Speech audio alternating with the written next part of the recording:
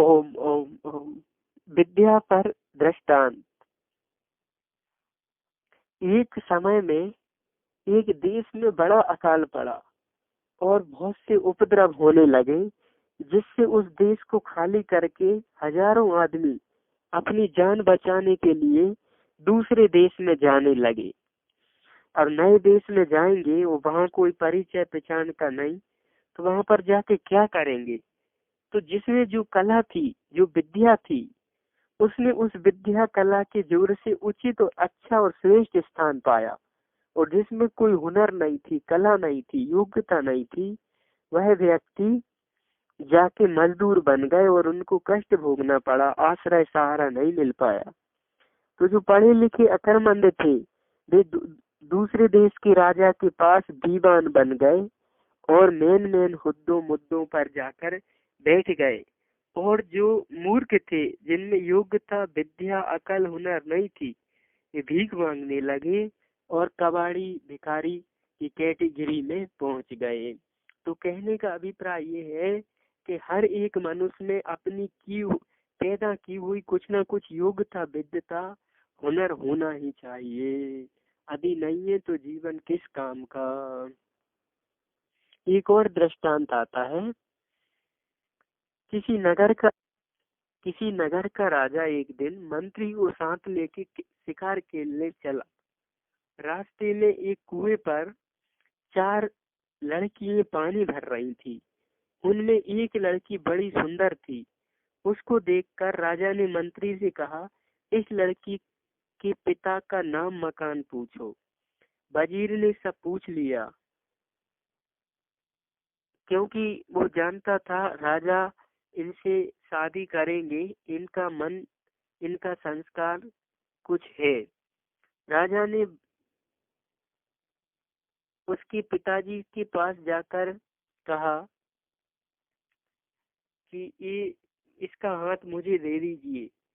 उनको वजीर ने बुला करके कहा कि उसने राजा का कुछ हाथ का हुनर सीखा है।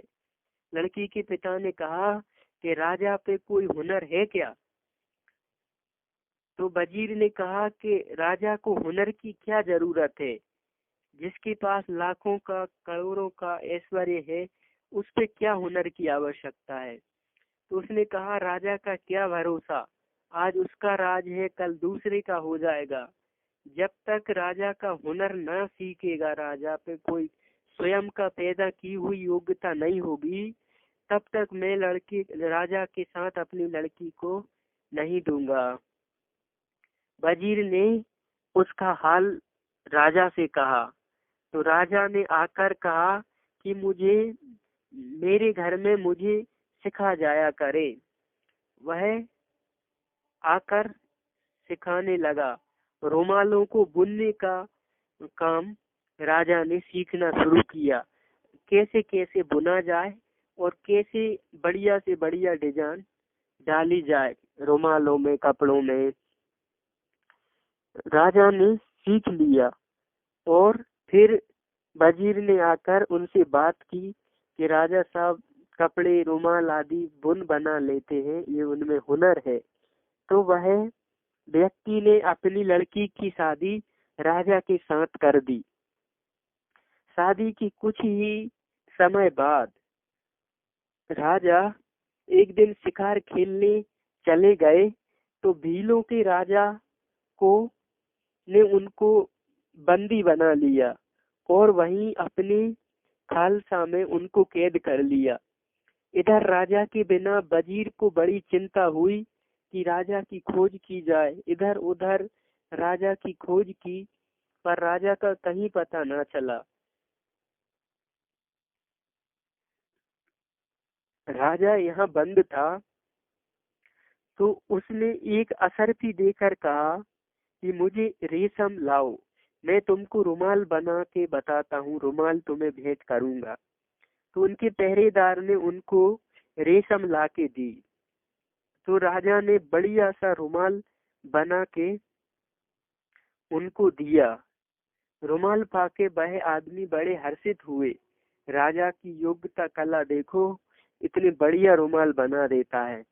तो उसने कहा, मैं दिन भर बैठा रहता हूँ कैद में, तुम मुझे रेशम ला के दो, मैं तुम्हें रुमाल बना के दूंगा, तुम उनको बेचना और खूब रुपया कमाना। तो राजा की सेटिंग दरबारियों से हो गई। एक दिन राजा ने ऐसा रुमाल बनाया जिस रुमाल में अपना हाल लिख के बताया कि मैं फलाने राज्य की कैद में हूँ। यह उसने उस रुमाल में लिख दिया अपनी योग्यता कला से, और उसको बेचा तो वजीर के हाथ लग गया, और वो समझ गया कि ये हमारे राजा साहब का ही बनाया रुमाल है। और उसने वो बात कैद की पड़ी और उसके पीछे आकर और पता चला कि राजा इसके राज्य में कैद है। तो उस व्यक्ति को जब देखा कि ये इस देश का रहने वाला है, यहीं से रुमाल लाता है, तो वजीर ने सुव्यवस्था सुनियोजित तरीके से उस पे धावा बोल दिया और राजा को कैद से मुक्त कर लिया और उन लोगों को उसकी सजा दी। राजा के हाथ में हुनर थी तो हुनर ने ही राजा की जान बचाई और हुनर ही बुरे समय पे काम आई। इसलिए सभी को चाहिए कि कोई ना कोई हुनर, कोई ना कोई योग्यता हर जीवन में आनी चाहिए। दृष्टांत विद्या पर आता है कि विद्या के बिना कोई बात समझ में नहीं आती। विद्या का उपार्जन जिसने कर लिया उतना ही वो जीवन में आगे बढ़ जाता है। किसी धनी बनिए का लड़का बड़ा मूर्ख निकला। बनिया ने उसको पढ़ाने लिखाने के लिए बहुत से यत्न किए, मगर वह कुछ भी ना पढ़ा। तब बनिया ने विचार किया, कोई ऐसी हिकमत करनी चाहिए कि मेरे पीछे यह खराब ना हो जाए। इसलिए बनिया ने ये विचार कर मकान के पास उसकी मकान के पास एक मस्जिद थी, उसकी छाया रोज बनिया के आंगन में पड़ती थी। उसी जगह बनिया ने बहुत सा धन लड़के से छुपाकर गड़ा दिया। जब बनिया मरने लगा तब उसने अपने लड़के से कहा कि मेरे मर जाने के पीछे एक तो तुम छाया में ही दुकान पर जाना, दूसरा दूसरा प्यारा भोजन खाना, तीसरा जिसको कर्जा देना फिर मांगना नहीं, और चौथी बात बनिया ने बताई कि तुमको धन की जरूरत पड़े तो मस्जिद के नीचे से लेना। ये चारों बातें राजा ने अपने बेटे को मरने से पहले लिख दी, कह दी कि छाया में ही दुकान पर जाना और प्यारा भोजन खाना, और जिसको कर्जा दो तो मांगना नहीं, और धन की जरूरत पड़े तो मस्जिद के नीचे से लेना। चारों बातें लिखवा के सेठ ने प्राण निकल गए। लड़के ने उन चारों को वहीं पर लिख लिया और उन पर कुछ चलने लगा। कुछ रोज में बनिया मर गया। तब लड़के ने अपने घर से लेकर दुकान तक सब छप्पर बनवा दिया और नित्य ही अच्छे से अच्छे लड्डू जलेबी वगैरह खाने लगा, और जिसको कर्जा दे तो फिर मांगता नहीं था। इन तीन ही बातों को करने से उसका धन, उसका रुपया उजड़ गया और खाने के बिना लाले पड़ गए, खाने के लाले पड़ गए। विचार करने लगा कि मस्जिद के नीचे से धन कैसे निकाला जाए। इसी टेंशन में वह रहने लगा। एक दिन उसके पिताजी के पूजनीय महात्मा वहां पर आए। पिताजी जिनको मानता सम्मान करता था। लोगों से उस बनिया का हाल जब पूछा तो पता चला कि बनिया मर गया और उनका बेटा कंगाल हो गया। तो महात्मा जी उस पुत्र के पास आए और उससे पूछा, तो उन्होंने सब हाल कह सुनाया और पर्चा बताया कि पिताजी ने चार बातें कही थी। महात्मा जी ने कहा, तू विद्याहीन मूर्ख है, पढ़ाई तो तूने की नहीं, पिता की तो सुनी मानी नहीं, इसलिए आज तू रोटी के लिए भूखा प्यासा गरीबी का जीवन जी रहा है, ना समझ है इसलिए दुख पा रहा है। पिताजी ने जो 4 बातें बताई उसका अर्थ ही तू नहीं समझा। पिता ने जो तुमको छाया छाया में दुकान पर जाने का आदेश दिया था, इसका तात्पर्य यह था कि सूर्य उदय से पहले दुकान पर जाना और सूर्य अस्त के बाद ही दुकान से घर आना, छाया छाया में जाना आना। मीठा खाने का तात्पर्य है जब तुमको खूब भूख लगे तभी भोजन करना, बिना भूख के हर कुछ नहीं खाना। और कर्जा देकर ना मांगने का तात्पर्य था कि किसी को कर्जा देना ही मत। और मस्जिद के नीचे धन को निकालने का तात्पर्य है तुम्हारे घर के आंगन में जहाँ पर उसकी छाया पड़ती है मस्जिद की, वहाँ पर धन गड़ा है, उसको खोद कर तुम निकाल लो। लड़की ने उस जगह खोदा तो उसको धन मिल गया। महात्मा थोड़े दिन तो वहाँ रहे, उसको सत्संग धर्म के रास्ते लगाया और सिखा पढ़ा कर बुद्धिमान बना के महात्मा जी वहाँ से चले गए। तो तात्पर्य यह है कि संतों का संग बड़ा दुर्लभ है। संत महापुरुष जो है बहुत ही ज्यादा इस समाज और मानव के लिए बहुत उपयोगी है। टूटे फूटे भाग्य को संत देते हैं जोड़, पर संत बेचारे क्या करें, हम खुद रखते मुख मोड़। संत महापुरुषों की बड़ी महिमा है, परंतु ऐसे संत मिलते नहीं है जो मनुष्य समाज के लिए कल्प वृक्ष के समान सब विधि लाभकारी हित उत्थानकारी हो। कुछ मिलते भी हैं और कुछ तो अपना भला अपनी सुविधा चाहते हैं, तो वे संत नहीं, वो संत के भेष में व्यापारी लोग होते हैं। तात्पर्य ये है कि विद्या के बिना महीन बात भी समझ में नहीं आती, इसलिए संत कहा है कि बिन सत्संग विवेक न होई, राम कृपा बिन सुलभ न सोई। सत्संगत मुद मंगल मूला, और फल सिद्धि सब साधन फूला। और भी दृष्टांत विद्या पर आता है।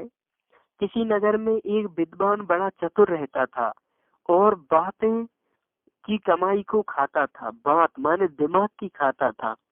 एक बार बाजार जाकर और एक ऊंची जगह पर खड़ा होकर वह कहने लगा, 1 रुपया से लेकर 100 रुपया तक बात को मैं बेचता हूँ। जिसको खरीद करनी हो तो मेरे से बात खरीदे, मेरे से अकल ले, मैं बात को ज्ञान को बेचता हूँ। उसी नगर के बनिए ने अपने लड़के को 25 रुपया देकर बाजार में सौदा लाने के लिए भेजा था।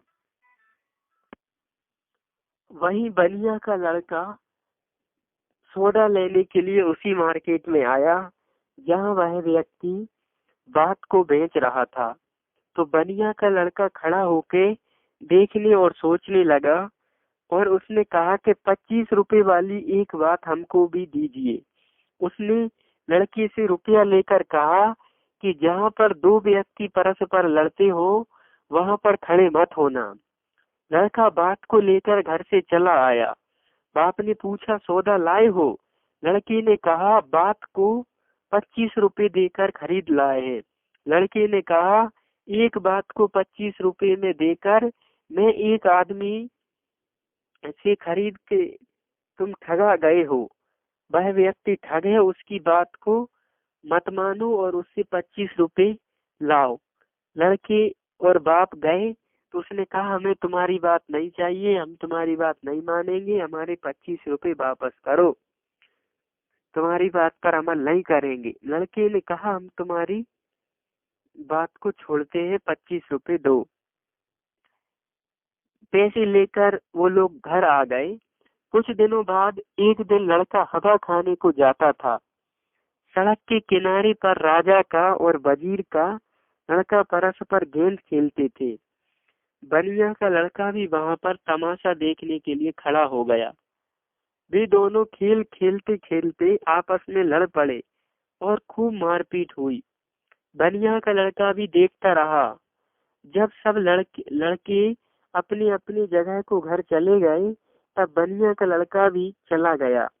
रात्रि को राजा के लड़के ने राजा के आगे फरियाद की और वजीर के लड़के ने वजीर से फरियाद की।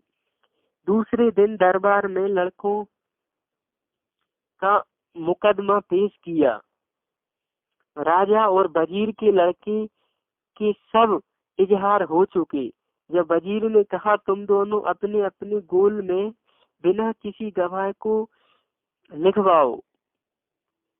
राजा के लड़के ने कहा कि बनिया का लड़का इस बात का साक्षी है, वही हमारा गवाह है। वजीर के लड़के ने भी कहा हाँ वो ही था जो सब देख रहा था। उसके नाम से समन जारी किया।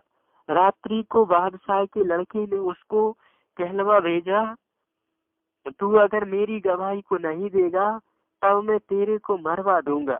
इधर वजीर के लड़के ने कहा अभी तूने मेरी ओर गवाही नहीं दी तो मैं तुझे मरवा दूंगा। दोनों के संदेश को सुनकर बनिए के लड़के ने अपने बाप से कहा तुमने तो मेरे को मरवा ही डाला। सबको प्यार किया मगर मेरी जान अब जाती है। दोनों जबरदस्त है, मैं किसकी बात मानूं। लड़के की बात सुनकर बनिया चिंता में पड़ गया। तब लड़के ने कहा उसी बातों को बेचने वाले के पास चलो, वही कोई बात को बताएगा। लड़के को लेकर बनिया उसके पास गया। उसने कहा 100 रुपया दो तब मैं एक बात बताऊंगा। मैं बच सकता है तुम 100 रुपए की बात खरीदो तो राजा जो है ना तुम्हारे लड़के को नहीं मार पाएगा। उसने 100 रुपए दिए बनिया ने। तो उसने बात बताई कि तुम पागल बन जाना, जिस काल में तुम राजा के दरबार में जाओ उस काल में तुम पागल बन जाना, पागलों जैसा व्यवहार करने लगना तो राजा तुमको छोड़ देगा। 100 रुपए में ये बात उसने बताई। दूसरे दिन जब बनिया का लड़का अदालत में गया और लड़के से पूछताछ होने लगी तब वह धोती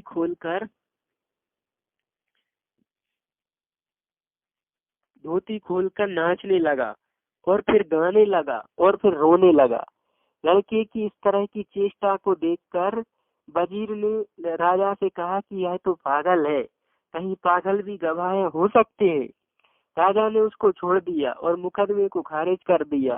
तात्पर्य यह है, यह जितने भी पंडित वकील और वरिष्ठ हैं इस सब बातों को बेचते हैं। विद्वान लोग बातों की कमाई को खाते हैं। इसलिए विद्या का उपार्जन हर एक मनुष्य को करना चाहिए, क्योंकि ज्ञान विद्या ही इस देश में इस संसार में सब कुछ होती है।